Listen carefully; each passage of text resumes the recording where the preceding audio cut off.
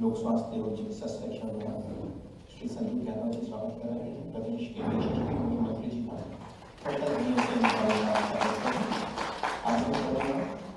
MD doctor सलोनी सेडाना ma'am से कि आप माननीय उप मुख्यमंत्री श्री राजेंद्र शुक्ल जी का स्वागत करें।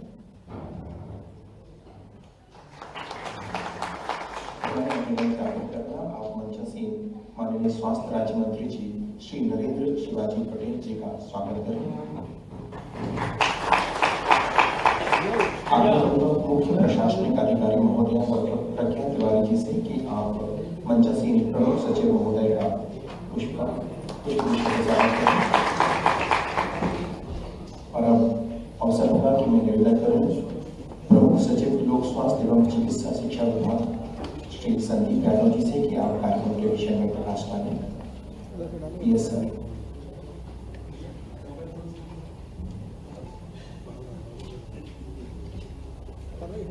आज के इस कार्यक्रम के मुख्य अतिथि सम्माननीय श्री मोहन यादव जी, मुख्यमंत्री उत्तर प्रदेश शासन,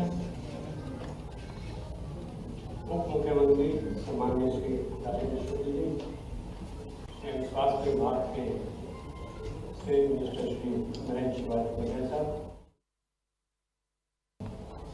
पीएम जनमन योजना के अंतर्गत मोबाइल मेडिकल यूनिट के शुभारंभ के अवसर पर माननीय मुख्यमंत्री श्रीमान राजेंद्र शुक्ला जी, माननीय मंत्री नरेंद्र पटेल जी, टीएस मेडिकल एजुकेशन का जो कॉमन नाम क्या है, हेल्थ डिपार्टमेंट, हेल्थ। मैं उम्मीद करूंगा कि जिस बड़ी पवित्र भाव से यशस्वी प्रधानमंत्री ने पीएम जनमन योजना अर्थात वो अंचल जिस अंचल में हमारी सेवा की अत्यंत आवश्यकता है और ये बात भी सत्य है कि पूरे देश के परिप्रेक्ष्य में देखें तो हमारे आदिवासी अंचल में हमारे अपने भौगोलिक क्षेत्र बड़ा है, थोड़ी जागरूकता और कई कई कारणों से उसकी अत्यंत व्यक्तिगत ध्यान देने की जरूरत है। तो स्वाभाविक रूप से हमारे बीच में आज ऐसा मौका है कि जब हमें सेवाओं की विस्तार की अगर बात करते हैं तो मेडिकल का चलता फिरता अस्पताल ये मेडिकल वैन का रूप रहेगी और खास करके जो चिन्हित जिले हैं अनूपपुर, अशोकनगर, बालाघाट, छिंदवाड़ा, दतिया, डिंडोरी, गुना, ग्वालियर, पटनी, मंडला, मुरैना, नरसिंहपुर, सतना, शहडोल, श्योपुर, सीधी, शिवपुरी, जबलपुर, रायसेन, उमरिया, विदिशा। अब ये ऐसे करके 87 लाख के अंदर लगातार ये हमारे बीच में माननीय महामहिम श्रीमान मंगोई पटेल भी इस बात का आग्रह करते हैं कि सिकल सेल एनीमिया का जो नुकसान है और उसकी जो परेशानियाँ बाद की कई पीढ़ियों को आगे जाकर जो कष्ट आता है उसको समय देकर जांच कर लें, ठीक से उपचार कर लें तो उस चीज़ से बचाया जा सकता है। जानकारी के अभाव में भी और इलाज के अभाव में मुझे मालूम है कि एक तरह से विभाग ने काफ़ी अपने टॉप प्रायोरिटी पे इन बीमारियों को भी लिया है और विभाग के लिए जैसे माननीय राजेंद्र शुक्ला जी कह रहे थे, ये बात सही है कि हमने कोशिश की है। अभी मुझे मालूम नहीं रैंकिंग में अपने आप में विभाग का कौन सा नंबर है देश के परिप्रेक्ष्य में है, अपना कौन सा नंबर आता है?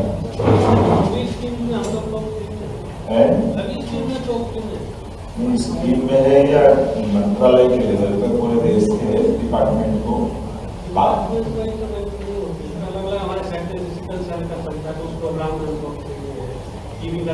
जैसे मैं एजुकेशन की बात करूँ या दूसरे डिपार्टमेंट में तो देश के सबसे अच्छे राज्यों में से हमारा इस हेल्थ वाले मामले में किस नंबर पे है?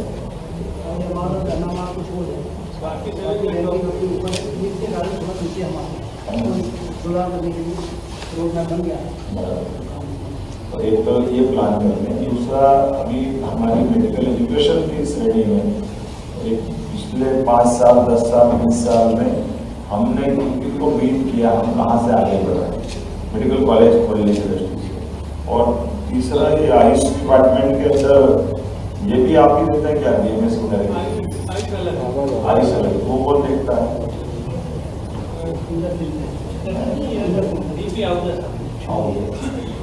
तो आपके यहाँ तो आयुष डिपार्टमेंट के अंतर्गत एक ही साथ एक हेल्थ डिपार्टमेंट में उसकी व्यवस्था की भारत सरकार ने। लेवल पे वो साथ बैठते हैं अलग अलग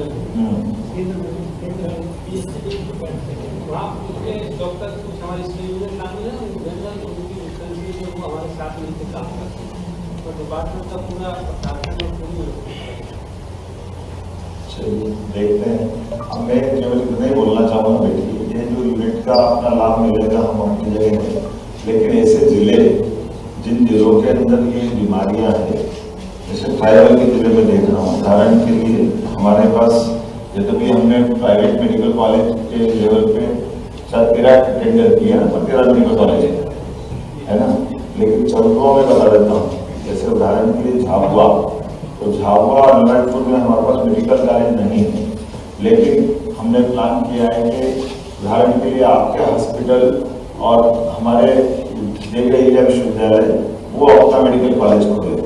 तो ऑलरेडी जैसे प्राइवेट सेक्टर वाले लोग अपना कॉलेज खोलते हैं, हम प्रमोट कर रहे हैं फिर सरकारी विभाग के आपस में एक दूसरे से तालमेल करके, क्योंकि झाबुआ एक तरह से इसी बेल्ट में आता है जो आपने लिखा है।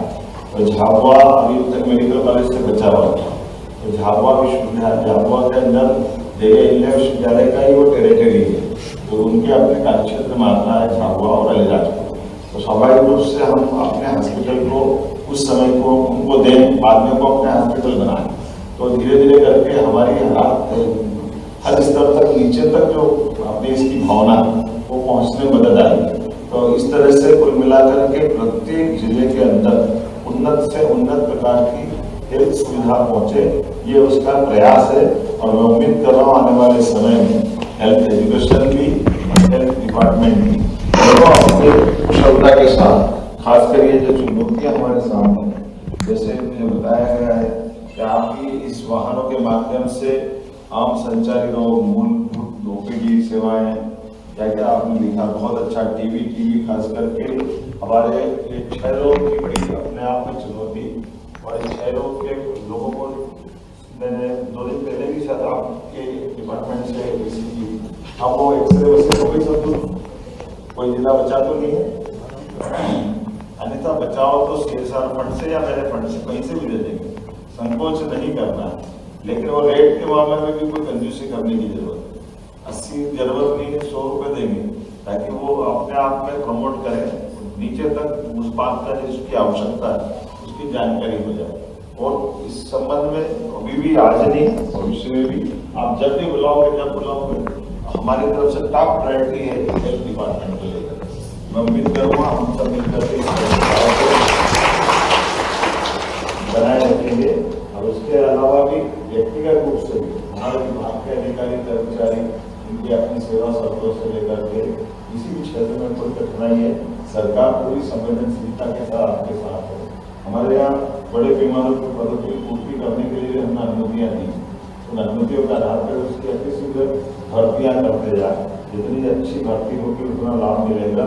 इसी के साथ साथ अभी और अन्य ऐसे हॉस्पिटल है जिन हॉस्पिटल में हमारे पास नजदीक के किसी सरकारी संस्थान को जोड़ करके यूनिवर्सिटियों को पैरामेडिकल या नर्सिंग स्टाफ या इस तरह के नए कोर्स खोलने के लिए भी परमिशन देने का हमने प्लान बनाया है। और मैं उम्मीद करूँगा कि आने वाले समय में हमारे लिए हेल्थ डिपार्टमेंट नंबर 1 की स्थिति में भी रहे, और हेल्थ और एजुकेशन के ऐसे विभाग है जो सहज रूप से पूरा वातावरण बदल देता है, संवेदनाओं से जुड़ा हुआ भी है, भविष्य की छलांग लगाने के लिए भी मौका देता है। मैं उम्मीद करूँगा आने वाले समय में जब हम दोबारा मिलेंगे फिर कुछ नए आइडिया, नए प्रकार से आगे बढ़ने का संकल्प लेंगे। पुनः आज की इस मेडिकल मोबाइल यूनिट की मेरी अपनी ओर से बधाई, बहुत बहुत धन्यवाद। माननीय मुख्यमंत्री जी, आपके मार्गदर्शन और आशीर्वाद के लिए, और जैसा आपने अपेक्षा की, स्वास्थ्य विभाग प्रदेश में उत्तरोत्तर प्रगति करके हर नागरिक के लिए सुविधाएं उपलब्ध करा सकेगा। आग्रह सामान्य अतिथियों से कि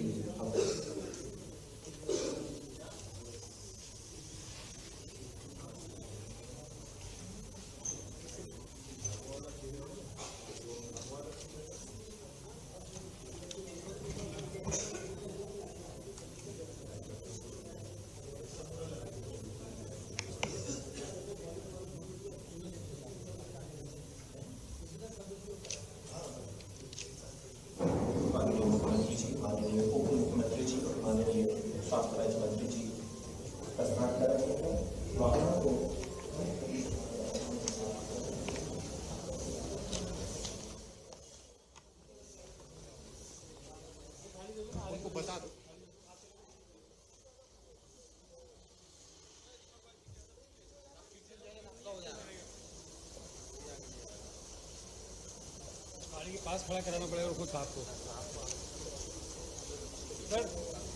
सर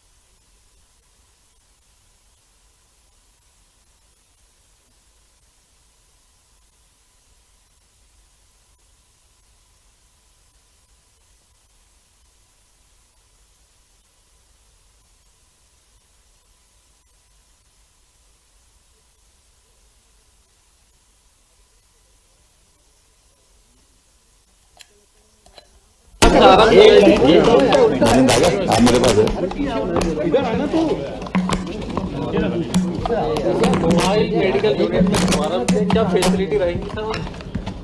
मैं यशस्वी प्रधानमंत्री श्रीमान नरेंद्र मोदी जी का आभार भी मानता हूँ, जिन्होंने खास करके हमारी अति पिछड़ी जनजातियाँ बेगा, सहरिया, भारिया और समूचे आदिवासी अंचल के लिए 87 ब्लॉक में 66 मोबाइल मेडिकल वैन देने का हमारे एक तरह से सौगात दी है। और मैं हमारे उप मुख्यमंत्री श्रीमान राजेंद्र शुक्ला जी, हमारे स्वास्थ्य और चिकित्सा राज्य मंत्री श्रीमान नरेंद्र शिवाजी पटेल जी को भी बधाई दूंगा, जिनकी मौजूदगी में हमने आज मेडिकल मोबाइल वैन को यूनिट को रवाना किया है। ये लोगों के जीवन बदलने के लिए, खास करके टीबी, सिकल सेल एनीमिया से लगा करके सामान्य बीमारियों के लिए भी घर पहुंच सेवा के रूप में काम करेगी, जिसमें हर मेडिकल वैन में डॉक्टर, उनके बाकी 4 सहायक, सभी प्रकार की दवाइयाँ, सभी प्रकार की जांच करने की सुविधाएं। इससे व्यक्ति के जीवन में जो कष्ट आ रहा है उस कष्ट का निवारण भी होगा और कई दुर्लभ ऐसी बीमारियां, असाध्य बीमारियां, जिनके लिए हमारी चिकित्सा की व्यवस्था घर पहुंच करने के कारण से हमारे को इस बीमारियों को कंट्रोल करने में मदद मिलेगी। मैं एक तरह से ये मान के चलता हूँ कि ये जीवन अमृत है। लोगों के बीच में जा कर के उनकी कठिनाइयों को समझ करके अगर हम उपचार कराते हैं तो संजीवनी घर जाने के बराबर है।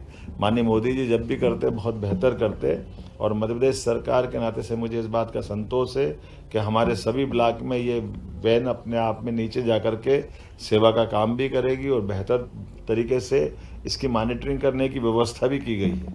ये कुल मिलाकर के बहुत अच्छी योजना है। मेरी अपनी ओर से सबको बधाई। अभी 21 दिनों से इसकी शुरुआत हुई, आगे इसकी संख्या भी बढ़ाई जाएगी। हाँ, क्यों नहीं। जिस प्रकार से योजना बनी है, अभी तो ये 87 ब्लॉक को लेकर के प्लान बना है। 21 जिले, इसमें 21 जिले हैं, वो करीब करीब पूरे हो रहे हैं। और खास करके ट्राइबल के बेल्ट के लिए जिसकी ज़्यादा ज़रूरत है, और उसमें भी अति पिछड़ी जनजातियों का भी बेल्ट इसमें लिखा है। तो मैं मान के चलता हूँ कि ये काफ़ी सुविचारित प्रकार से योजना बनाई गई, उसका लाभ मिलेगा। सर, जनसंवाद भी शुरू करने वाले हैं।